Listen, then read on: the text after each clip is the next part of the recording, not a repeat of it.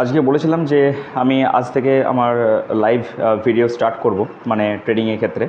তো আজকে স্টার্ট করে দিয়েছি আমি। আজকে মার্কেট চলছে, আমি তোমাদের জাস্ট দেখাবো যে মার্কেট কেমন পারফর্ম করছে। তো সঙ্গে থাকো, নতুন কিছু শেখাবার চেষ্টা করব আজকে। আর সবথেকে বড় কথা যেটা, কালকে মার্কেট কিন্তু অনেক ভালো মুভমেন্ট দিয়েছিল। আর একটা জিনিস, আমি কিন্তু ইন্ডেক্স ট্রেড করি, ইন্ডাইসেস ট্রেড করি। আর ইন্ডাইসেস কি তোমরা যদি না জানো, তোমরা ওটা সার্চ করে দেখতে পারো। এই মুহূর্তে আমি ট্রেড করছি Tokyo stock exchange. Tokyo stock এক্সচেঞ্জের যে ইন্ডেক্স, সেটা হচ্ছে জাপান 225 বা নিকি 225। তো আমি বরাবর এই ইন্ডেক্সটাই ট্রেড করে যাব। তো তোমাদের যদি দেখতে ইচ্ছা হয় তাহলে তোমরা দেখতে পারো যে ট্রেডিং কীভাবে করতে হয়। আর যেভাবে রিস্ক ম্যানেজমেন্টগুলো শেখাবো বলেছিলাম, সেইভাবেই কিন্তু আমি সেগুলো দেখাবো। তো চলো, ট্রেড নেওয়ার পরে ফিরছি। দেখতে পাচ্ছ জাস্ট মার্কেট এখান থেকে পারফর্ম করছে। এখন বাজছে হচ্ছে 5:30 AM ইন দ্য মর্নিং। আজকে 26th of May 2026। তো মার্কেট খুবই ভোলাটাইল, দেখতেই পাচ্ছ। একটা কালকে খুব ভালো মুভমেন্ট দিয়েছিল আপওয়ার্ডস। তো আজকে দেখা যাক কি করে। তো 5:30 বাজছে, আজকে কোনো নিউজ নেই মার্কেটে নিউজ থাকলে মার্কেটের ভোলাটিলিটি অনেক বেশি হয়। বাট যেহেতু নিউজ নেই, তো মার্কেটে ভোলাটিলিটি কম আছে। তো আমরা চেষ্টা করব খুব ভালো করে ট্রেড করে মুভমেন্টটাকে ক্যাপচার করার। অ্যাকচুয়ালি আমি চেষ্টা করছি, যদি এরম কোনো মোমেন্টে ব্রেকআউট দেয় মার্কেট, মানে এরম কোনো মুভমেন্টে যদি মার্কেট ব্রেকআউট দেয়,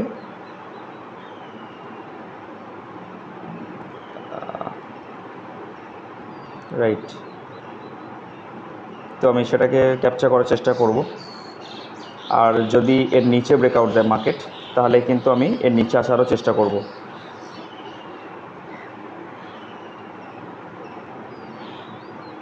রাইট, সো এই দুটো জোন আমি মার্ক করে রাখলাম। হাই বা লো যেটাই ব্রেক করুক না কেন, এখন দেখতে পাচ্ছ এরকম একটা কন্ডিশন মার্কেট ক্রিয়েট করেছে। আর এখন যদি দেখো টাইমিং কত চলছে, জাস্ট এখনও 13 মিনিট বাকি আছে ক্যানেলটা ক্লোজ হওয়ার জন্য। বাট আমি এই মুহূর্তে কী করব, এই মুহূর্তে আমি ক্যানেলটাকে শিফট করে নিয়ে চলে যাব 5 মিনিটসে। কারণ শর্ট টাইম ফ্রেমটাকেও দেখা খুব ইম্পর্ট্যান্ট লং টাইম ফ্রেমের পাশাপাশি। তো এই ক্যানেলটা ক্লোজ হতে মাত্র 2 মিনিট 50 সেকেন্ড মতো সময় আছে। এই ক্যানেলটা ক্লোজ হওয়ার মাত্রই আমি ডাউন সাইডের দিকে একটা ট্রেড পাঞ্চ করার চেষ্টা করব। সো দেখা যাক, লেটস সি হাউ ইট গোজ। দেখো এখন বাজছে 5:39। আমি এই ট্রেডটা পাঞ্চ করেছি 5:35-এ। আর তুমি যদি দেখো, আমি এটা 464 পয়েন্টসের স্টপ লস রেখেছি। 464 পয়েন্টসের স্টপ লসটা যেহেতু ক্লোজ টু 500 পয়েন্টসের স্টপ লস, আর নিকেইতে 500 পয়েন্টস মানে একটা ভালো পয়েন্ট। সো আমি রিস্ক নেবো না, আমি এটা 1:1-এর জন্যই টার্গেটে যাব। 400 to 500-এর মধ্যে যদি স্টপ লস থাকে, তাহলে অলওয়েজ চেষ্টা করব 1:1 ক্যাপচার করার। মানে 1 টাকা রিস্ক নিলে আমি 1 টাকা প্রফিট করতে চাইবো। এখানে আমি রিস্ক নিয়েছি অলমোস্ট 1200 রুপিস। তো 1200 রুপিসের জন্য আমি প্রফিট করতে চাইবো 1200 রুপিস। তো যদি দেখো এখানে দেখাচ্ছে যে রিস্ক রিওয়ার্ড রেশিও হচ্ছে 1 মিনস 1:1। মানে রিস্কও 1 টাকা নিয়েছি আর রিওয়ার্ডও 1 টাকা পাবো। মানে রিস্কও আমি 1200 রুপিস নিয়েছি আর রিওয়ার্ডও আমি 1200 রুপিস পাবো। এখন টাইম হচ্ছে 5:40। তো কনফার্মেশনটা আরও পাওয়া যাবে যখন 5:45-এর ক্যান্ডেলটা ক্লোজ হবে। তো অ্যাটলিস্ট যখন 15 মিনিটসে ক্যান্ডেলটা ক্লোজ হবে ফুললি, তো তখন আমরা কনফার্ম হব যে অ্যাকচুয়ালি ট্রেন্ডটা কোন দিকে আসছে। বাট এই 5 মিনিটসের যে ক্যান্ডেলটা ক্রিয়েট হয়েছে, এই 5 মিনিটসের ক্যান্ডেলটা কিন্তু অনেক বড় ক্যান্ডেল। আর আগের দিন যেহেতু মার্কেট অনেকটা আপ ট্রেন্ডে গিয়েছিল, মানে ডাউন ট্রেন্ডে আসেনি বললেই চলে, তো তার জন্য মার্কেট আজকে ডাউন ট্রেন্ডে যাওয়ার একটা পসিবিলিটি আছে। তো তার জন্য 1:1 আমি ক্যাপচার করতে চাইছি, দেখা যাক কী হয়। তো এখন ট্রেডটা মোটামুটি আমার 500 টাকা লসে চলছে। এখন বাজছে 6:45 AM। 6:45 AM আমি ট্রেডটা নিয়েছিলাম অলমোস্ট 5:35-এ। তো অলমোস্ট 1 ঘন্টা 10 মিনিট মতো ট্রেডটা আমি হোল্ড করছি। দেখো, পসিবিলিটিস আর এন্ডলেস, যা কিছুই হতে পারে মার্কেটে। বাট আমাদেরকে পিছিয়ে এলে হবে না। আমাদের যে মার্কেটে যে অ্যানালিসিস, সেই অ্যানালিসিসে আমাদের স্টিক থাকতে হবে। আর একবার সেই অ্যানালিসিসে স্টিক হয়ে গেলে আমাদেরকে নয় প্রফিট নয় লস, এই দুটো নিয়ে বেরোতে হবে। মাঝখানে আমরা যদি চেঞ্জেস করতে থাকি, তাহলে কিন্তু আমরাই আমাদেরকে ট্র্যাপের জন্য এগিয়ে দেবো। কারণ market can do anything at any point of time, right? So we don't know what is going to be happen next in the market, so we should not fall into that trap. or we should not change our stop loss or target point. So আমরা just wait করব। Wait করাটা মানে patience নিয়ে wait করাটা খুব important role মার্কেটের। তো এখানেই মোস্ট ট্রেডার্সরা ফেলিওর হয়। তো আমি দেখাবো মার্কেটের এখন কন্ডিশন কেমন। হ্যাঁ, এখান থেকে মার্কেটের চান্স হয়তো 50-50, এখনও যা কিছুই হতে পারে। আমি 1 ঘন্টা 10 মিনিট ধরে ট্রেডটা হোল্ড করছি, এরপরেও আমি এই কথাই বলছি, কেননা মার্কেটের মুভমেন্ট আজকে আপসাইডেও আছে, ডাউন সাইডেও আছে। মানে ডজি টাইপ ক্যান্ডেল ক্রিয়েট করছে মার্কেট, দেখতে গেলে কোনো সলিড ক্যান্ডেল তো ক্রিয়েট করছে না।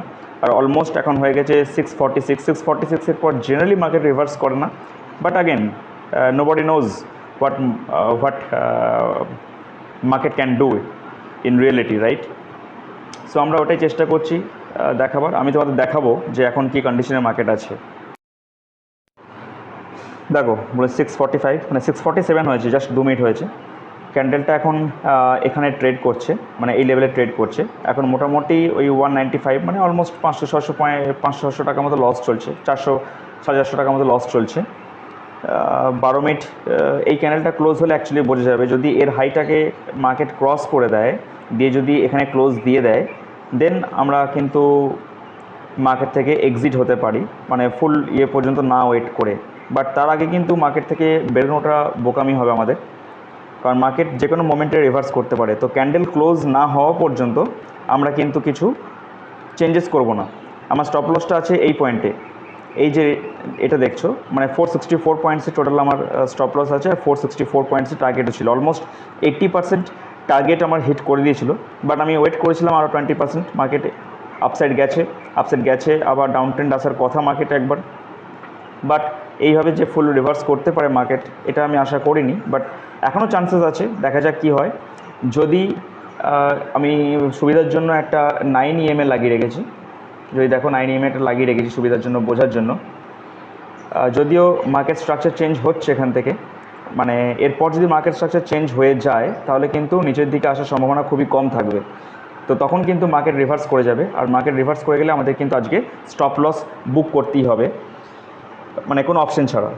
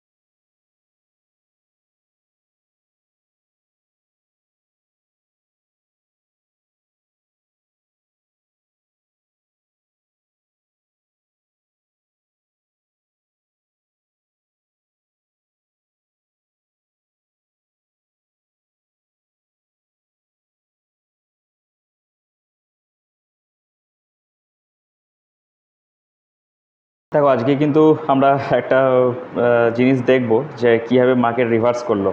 এখন বাজছে অলমোস্ট 7টা 10, রাইট? তো 1 ঘন্টা 40 মিনিট প্রায় হচ্ছে, 5টা 35-এ নিয়েছি, 1 ঘন্টা 40 মিনিট প্রায় হচ্ছে। এখন কিন্তু মার্কেট আবার আমার দিকেই মুভ করছে। তো আমি দেখাবো মার্কেট এখন কী পরিস্থিতি।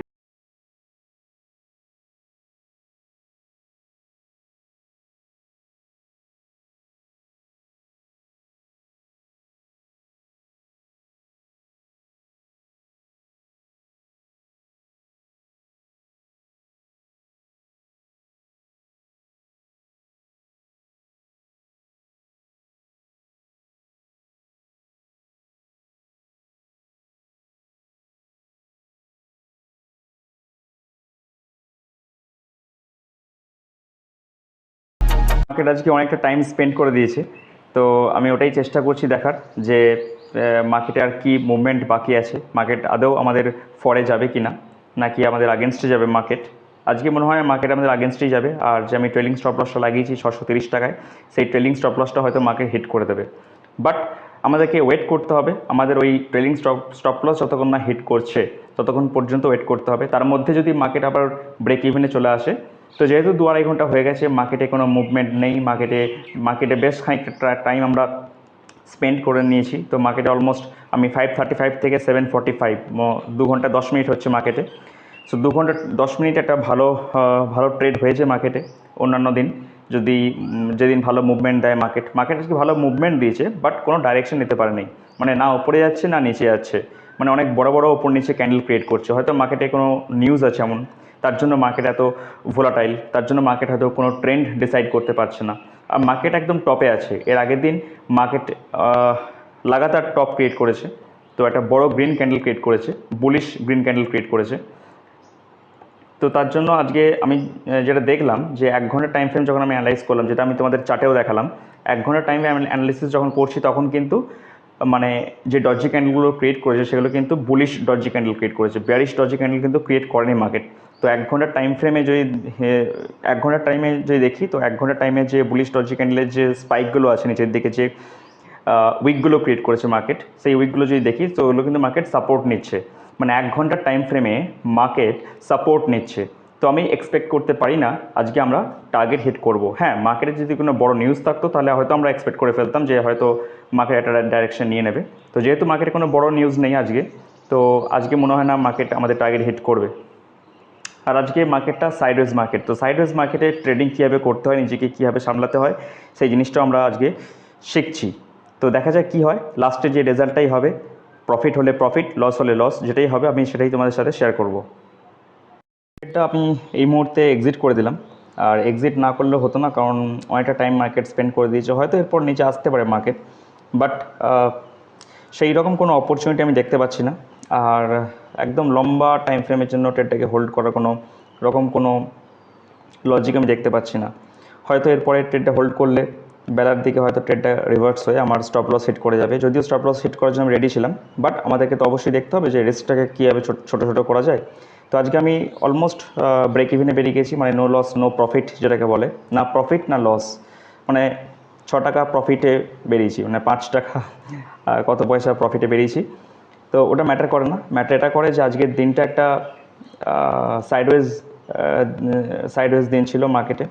তো মার্কেটে কোনো মুভমেন্ট ছিল না, মার্কেটে মুভমেন্ট থাকলেও বোথ সাইড মুভমেন্ট ছিল, কোনো সিঙ্গেল ডাইরেকশনে মার্কেট মুভ করেনি। তো তার জন্য আমরা ট্রেডটা ঠিক জায়গাতে নিয়েছি, আমরা স্টপ লস ঠিক ম্যানেজমেন্ট করেছি, আমরা রিস্ক খুব ছোটো নিয়েছি, টার্গেট 1:2 রেখেছিলাম। দেন মার্কেট কী করে, মার্কেট আগেন নিচে মুভ করে, মার্কেট আগেন উপরে মুভ করে, এইভাবে উপর নিচে মুভ করতেই থাকে। তখন আমি বুঝতে পারি যে মার্কেট কিন্তু আজকে পুরোপুরিভাবে সাইডওয়েজ। তো মার্কেটে এরপরে আর কোনো নিউজ নেই, তো একদম সন্ধ্যেবেলা পর্যন্ত, মানে নিউ ইয়র্ক সেশন পর্যন্ত মার্কেটকে যদি আমরা হোল্ড করে রাখি, যেহেতু কালকে খুব বুলিশ মোমেন্টাম ছিল মার্কেটে, আর আজকে আমরা ট্রেডটা নিয়েছি শর্ট সাইডে, মানে তার আগেনস্টে ট্রেড নিয়েছি। তো মার্কেট এখন অল টাইম হাই আছে, তো তার জন্য হয়তো মার্কেট এখানে ডজি টাইপ কোনো ক্যান্ডেল ক্রিয়েট করবে ডেলি টাইম ফ্রেমের বেসিসে, মানে ডেলি ক্যান্ডেলস্টিক দেখলে আমরা বুঝতে পারবো যে মার্কেট কী ধরনের প্যাটার্ন ক্রিয়েট করতে চাইছে আজকের দিনটা ক্লোজ হওয়ার পর।